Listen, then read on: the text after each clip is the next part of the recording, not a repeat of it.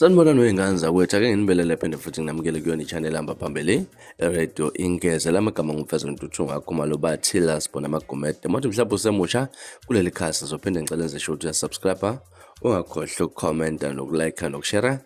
Okuyikhona okukhulu kunakho konke. Wezingane zakwethu thithi abantu abaningi inkulumo umsakazo Ukhozi FM utshatha MC Tjatha-ke laphana insizwa lephansi kwanongoma-ke ingane zakwethu la kade ekhuluma khona nensizwa iyasemnambethe emcimbini anti encane-ke la kade ekhuluma ukuthi nge-26 November umenzi uyazalwa-ke laphana wasethi abantu abaningi umenzi makhekhe umuntu nomuntu akaphatha ikhekhe lakhe. Kodwa-ke umenzi kuyayiguqula le nkulumo ayifaka laphana ekhasini ku-Facebook wasethi-ke ayi lana ngathi sekukhulunywa ngelinye-ke ikhekhe akasaqondi kazincokola le ngane zakwethu. Kodwa ngizwanda kakhulu-ke ngizokudedela nevidiyo uzibukele yona mathuba ukuthi ngempela uTshatha ukhuluma ngaliphi ikhekhe lana. Ngazi-ke ngane zakwethu ukuthi wena mhlawumbe ubona ngathi ukhuluma ngaliphi, kodwa-ke ubesho ukuthi umuntu nomuntu akaphatha ikhekhe azonika umenzi adle ikhekhe ngomhla ka-26 November ngoba inyanga yakhe yokuzala usuku lakhe lokuzala ngane zakwethu. Nazi ividiyo la kade umsakazo Ukhozi FM uTshatha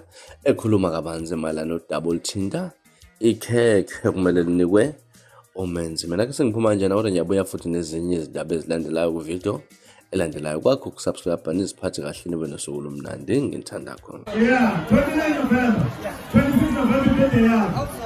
Yes, 26 November birthday kamenzi. Cela mphathe amakhekhe ngomthethweni.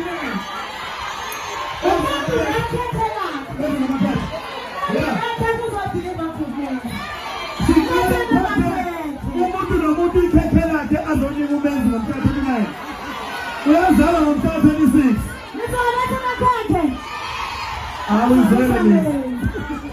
Maningi kakhulu.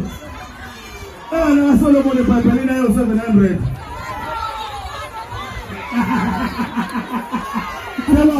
Yeah, and this is 29 November.